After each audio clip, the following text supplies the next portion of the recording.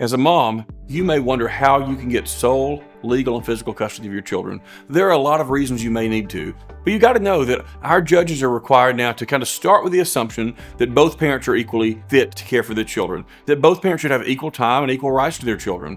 And so if you are seeking in your case to obtain joint custody with primary physical placement to you, or if you want sole legal and physical custody to you, here's a few things you need to keep in mind.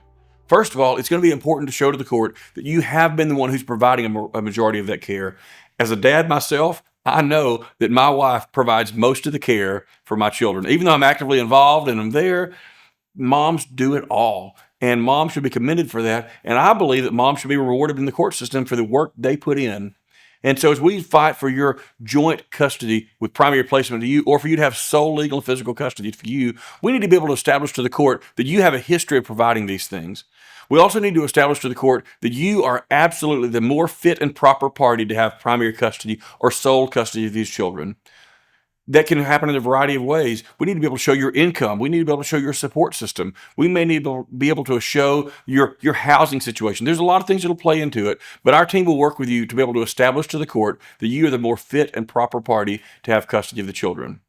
I think it's really important for moms also to know that you probably are more involved than dad many times in doing homework, in providing meals for your kids, in going to the doctor's appointments with your children. There's all kind of ways that you need to have a final decision maker. And if you share true joint legal and physical custody of your children, unless the court delineates somebody to be the final decision maker, it often is up in the air about who gets the final call. I know as a mom, you want to have final decision-making authority about medical decisions for your children, so that when the doctor recommends a treatment for your child that maybe your ex-husband thinks it's kind of woo-woo and a little out there, they don't agree with it, that you get to make that final call. When it comes down to where your children are going to go to school, that you get to make sure they go to school in the district where you live, since you're the one who does homework with them night after night. You're the one who goes to those school events. You're the one who's going to be making sure they get to baseball practice after school. You need to be able to make sure that you are the final decision maker for where the children go to church and how they're raised in your religious atmosphere that you come from in your background.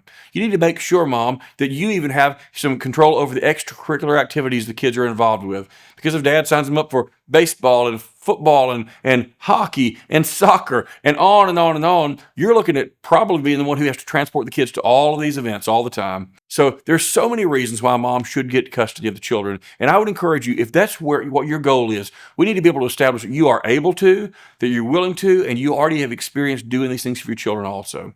Since our courts in Alabama are what we call courts of equity, or basically courts that are making a fair decision about who should have custody or who should have primary placement of the children or how the other parent should visit, you need to know how courts determine that custody should be awarded to one party or the other party.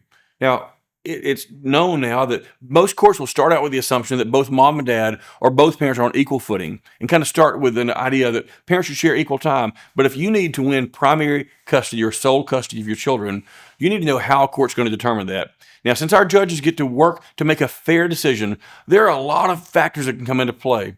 But when you're looking at trying to prove to the court that you are the more fit and proper party, we need to be able to show that you are able to take care of your children financially. Now, you may be a full-time working mom who works long hours. Hopefully, you have a support system with friends or with close family members who you trust and are able to help you care for the children. That's going to matter to the court. What's going to matter to the court is, do you have time to spend with your children doing homework at night, providing good meals for them? Are you able to take care of your children in a way that's going to promote that they become the best individuals they can be in life? Do you have the kind of morals that the court wants you to teach your children? Now, the court's not going to get involved in religious decisions about where you should take your kids to church or whether you should take your kids to church.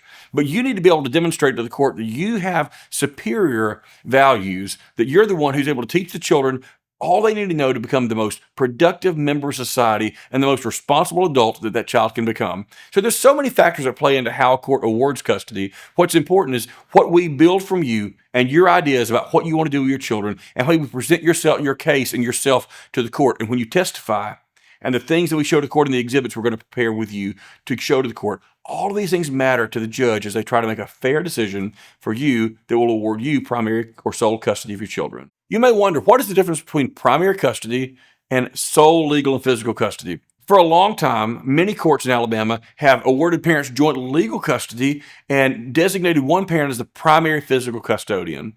Courts don't really love to do that anymore. Now they really want to designate a custodian and a visiting parent unless parents share true joint custody. But traditionally, the idea has been in a joint custody with primary to one parent that both parents should have equal input into the decisions about their children's lives. And both parents should be able to know what's going on. Both parents should be able to actively be involved in their children's lives. And the reason we had primary physical custodians is because two things. One, you got to have a final call if parents can't agree about a decision for the child. And two, you got to have a place where the children are going to lay down their head each night. And we got to know where the kids are going to live. That kind of is similar on the sole legal and physical custody. As the legal and physical custodian for your children, not only do the children live with you full time, but also, no doubt, you get to make all the decisions necessary for your children. And that visiting parent, they can be involved to a lesser extent, although they can still go to school and see the kids if they want to. They can go to events. They can even attend doctor's appointments.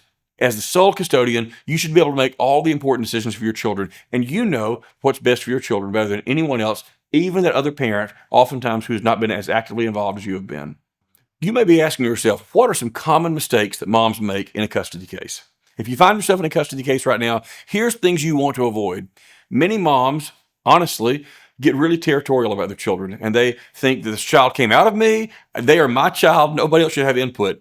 You want to avoid doing anything that would serve to put down or to deter any attention from the other parent, okay? As a mom, you really want to have primary custody of your children, and we don't want you to mess it up. So don't put down the other parent to your children. That happens so often. Very importantly, don't post about your case on social media. Don't do it. You may think, well, I've got to just set to friends. You have ops, as my daughter calls it, or you have narcs on your social media accounts right now who are going to report to your ex exactly what you're doing online. They're going to send them screenshots.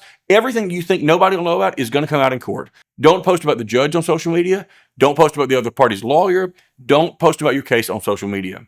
That's a big hurdle that we have to overcome because people have messed up and done it before. Don't post about your case on social media. Don't put down the other parent. And don't let this become a competition between you and the other parent. Don't think of your children as something you're going to win.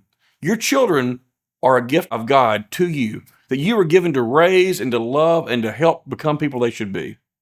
Your kids aren't something to be won. You won when you had your children. Now, the chance is that you get an opportunity to do what's best for them. It's not a competition between you and the other parent. Right now, it's simply a battle between you to the court to make sure that this judge is going to be able to see that you are the person who should have custody of your children. Don't become too competitive. Make sure you always keep the best interest of your children in the forefront of your mind. Don't post about your case on social media.